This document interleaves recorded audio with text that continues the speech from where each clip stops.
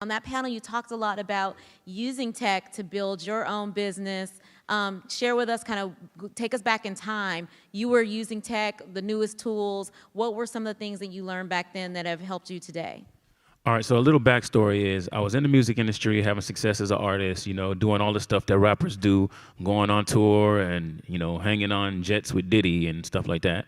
And then I started seeing a lot of businesses that were cannibalizing the music industry.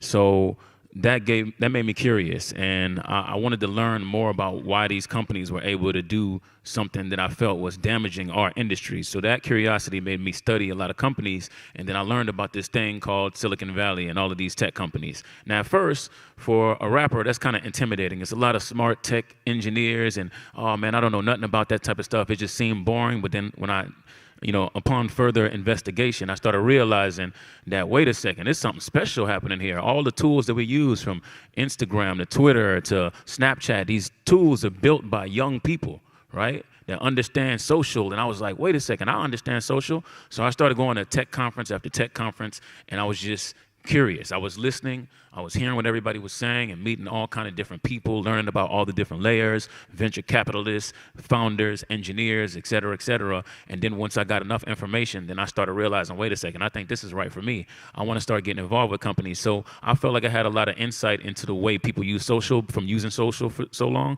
that I started advising for a company. And this company was a company that eventually got bought by Google. And when this company got bought by Google, I was just a person that was helping them get influencers and celebrities. They might say, hey, we trying to get in touch with Chris Brown. I would be like, all right, I'll help you get in touch with Chris Brown. That was my relationship with them. I didn't have any ownership in this company. So fast forward, I was so valuable helping this company, they decided to give me a little ownership in the company, which they called advisory shares. Now, that ownership that I had in the company, when they got bought by Google, I made money. And then when I made money, I was like, wait a second. That's how it works?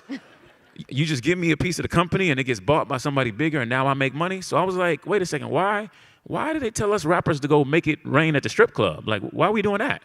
That's a waste of money. Let's do this. So I stopped doing all that crazy stuff they told me to do.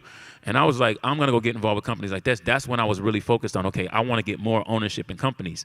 But it was tough because I didn't know which ones were going to be successful.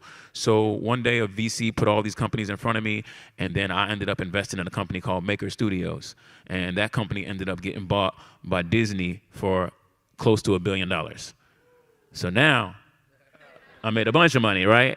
And I was like, wait a second, while I'm going doing that, I'm going to start doing this. And it just became the thing. I started trying to get more and more of my peers to come over here and get in this world with me. The first person, my co-founder who's back there, he grew up with Big Boy from Outkast. So we was telling Big, like, hey, man, you don't need to buy another Rolls Royce, man. You got 20 of them already.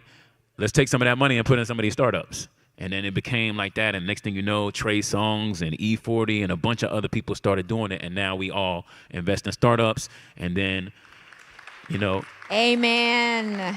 Yeah, that led to me starting my own company, and now I'm an investor and a founder of a company, People always wonder, like, yo, if you're doing so good with your music, then why do you sell services? Because, motherfucker, I'm diversifying my portfolio. My ducks, my swans, welcome to the pond. My name is Dorian from Group82Music.com. Right here, we got Chamillionaire talking about how he got his rap homies to invest in startups. This is what needs to happen. This is how shit needs to be. The only way we can beat systemic racism, the only way that we can put black people ahead of where we are and make it better for the next generation is if we have money. And when you look at what Chamillionaire is talking about right here, he was a rapper. He had a #1 record, Riding Dirty. Everybody knew what the fuck it was. They still know what it is. And these social media platforms were getting bought $500 million, $1 billion, $2 billion, $3 billion, $5 billion, $10 billion when the rappers was the reason that these things got hot and they got popular. Black culture literally raises the valuation of everything. Go look at the NBA. 10 years ago, the Houston Rockets were worth like $400 million or something like that. Today, they're worth $2.2 billion.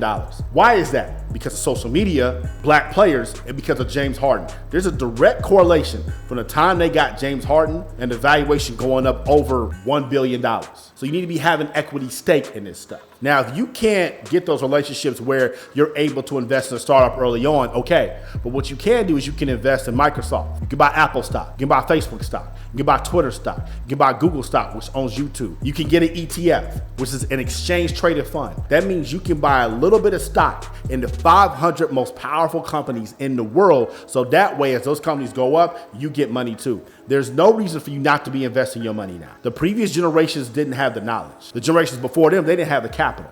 We have the capital and the knowledge, and we have the access. So if you're somebody that wants to start making real money besides through your music, you need to start investing in these things that you see are hot right now. There's no reason not to. The app I use to invest is called Robinhood. Go download Robinhood right now. If you want a Robinhood discount code, shoot me a DM and I'll send it over to you right now. When you invest in Robinhood, you're allowed to buy stocks with no commission fee. And this is the stuff you need to be doing. I'm not just relying on these streams to feed my daughter. I'm not just relying on Group 82 Music to feed my daughter. I'm not just relying on Group 82 Media to feed my daughter. I'm not just relying on my stock portfolio to feed my daughter. I have all of that working because that's how you become a billionaire. So if you're serious about becoming a billionaire, click that link in the bio, purchase one of our packages for 60% off, and shoot me a DM. I'll send you the Robinhood code right now. I'm out the pond. Y'all stay true.